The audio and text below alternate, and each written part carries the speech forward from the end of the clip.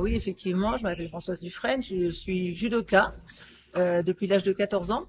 Mon parcours sportif, eh bien, j'ai commencé la compétition dans les années 70, 75. J'ai été championne de France senior en 78. J'ai fait plusieurs podiums, ainsi que les championnats d'Europe en 78. Et puis, j'ai ensuite passé mon diplôme de professeur de judo et j'ai enseigné le judo pendant de longues années au club de Garches.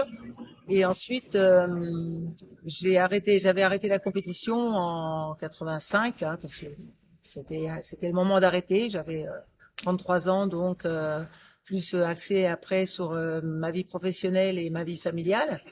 Et ensuite, en 2006, eh bien, j'ai des amis qui m'ont incité à reprendre la compétition en participant au championnat du monde vétéran qui avait lieu cette année-là à Tours. Et puis, j'ai gagné ce championnat et ben, du coup, c'était le doigt dans l'engrenage. Voilà, j'ai repris cette compétition et je continue maintenant les compétitions vétérans. Je ne suis pas effectivement licenciée dans la Sarthe, à la Flèche, mais je vais m'entraîner au club de la Flèche le lundi, puisque ils ont la gentillesse de m'accueillir, puisque je suis pas toujours sur la région parisienne pour m'entraîner. Donc je vais m'entraîner chez eux le lundi. Et puis à la Flèche, je pratique des activités, notamment la marche nordique au sein des seniors sportifs.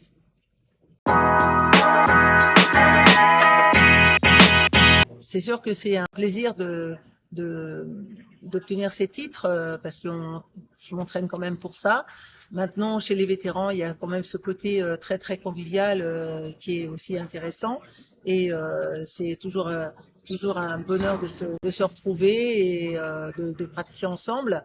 On s'entraîne évidemment pour obtenir ces titres. Et le dernier titre que j'ai obtenu, effectivement, c'est à Abu Dhabi pour les championnats du monde. Mais là, il y a 15 jours, j'ai obtenu également mon 10e titre de championne d'Europe à Sarajevo. Les défis d'ordre physique, se maintenir quand même à partir d'un certain âge, c'est un petit peu plus difficile.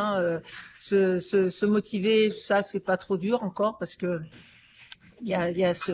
moi je vis une passion, donc la motivation elle est pas trop difficile à avoir. Maintenant sur le plan physique, eh bien effectivement il faut continuer à s'entraîner, à s'entretenir, à aller en salle de sport, à aller à l'entraînement. Quelquefois, notamment en hiver, ressortir le soir c'est pas toujours évident. À l'entraînement, je m'entraîne beaucoup avec des jeunes, donc c'est aussi assez physique.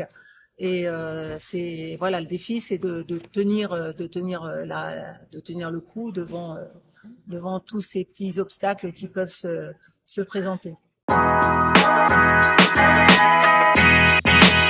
Là, je viens de faire les championnats de France, là, 2 jours, où j'ai obtenu un titre, enfin, parce que je n'avais pas encore de titre de championne de France vétéran. Donc là, ça y est, c'est fait. Et puis, le prochain gros objectif, ça sera les championnats du monde début novembre à Las Vegas.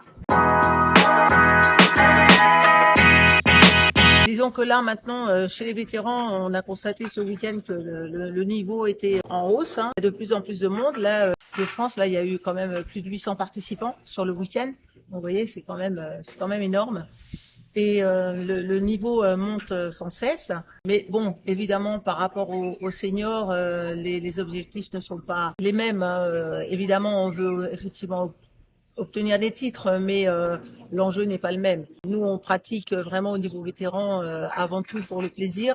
Il n'y a pas d'équipe de France officielle chez les vétérans, mais par contre, on doit quand même participer au minimum à 2 tournois labellisés dans l'année pour pouvoir participer aux championnats de France, aux championnats d'Europe et aux championnats du monde. C'est hyper importante parce que effectivement, il faut convaincre les gens de bouger, de s'alimenter correctement aussi, parce que ça va de pair. En France, moi je trouve qu'on n'est pas spécialement un pays de sportifs, même si souvent le week-end on voit les gens courir, faire du vélo, etc. Mais on n'a pas cette culture qu'il y a dans les autres pays. Donc c'est important effectivement d'inciter les gens à bouger, à faire du sport régulièrement. Mais je pense qu'il faudrait commencer dès le plus jeune âge. Quand on voit que au niveau école maternelle, école primaire, il y a pas d'intervenants sportifs. C'était mon cas. Je faisais ce travail-là avant, et quand on a arrêté notre carrière, on n'a pas été remplacé. Donc plus d'intervenants dans les écoles. Et ça, c'est important qu'il y en ait, parce que si on donne le goût du sport aux plus jeunes, enfin dès le plus jeune âge, eh bien ça reste après, ça devient une culture. Eh bien les bienfaits, c'est avant tout la santé. Entretenir son corps, ça permet quand même de mieux vivre. Et puis ensuite, quand on est bien dans son corps, on est bien dans sa tête également. Donc ça, c'est important. Les deux vont de pair. Je pense que sur un plan psychologique, quand on va bien, ça permet aussi de positiver. Moi, je suis quelqu'un de positif, même quand il y a quelque chose qui va pas, eh bien, je vois toujours le côté positif.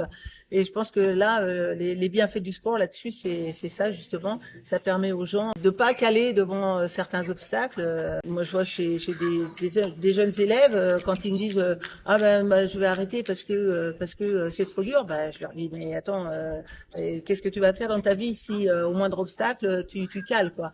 Donc c'est cette culture-là, je pense qu'on doit faire passer, enfin ce message qu'on doit faire passer à travers le sport. Qu'est-ce que ça va t'apporter? Réfléchis, voilà, réfléchis à ce que le sport va t'apporter dans ta vie privée, dans ta vie professionnelle. Tu verras que tu n'en tireras que du positif. Pratiquer un sport, ça doit faire partie de la vie. Et moi, je pense que même par exemple en entreprise, on devrait aussi développer ça, pas seulement au niveau des écoles, mais au niveau des entreprises également, pour que les gens justement se sentent bien, quoi.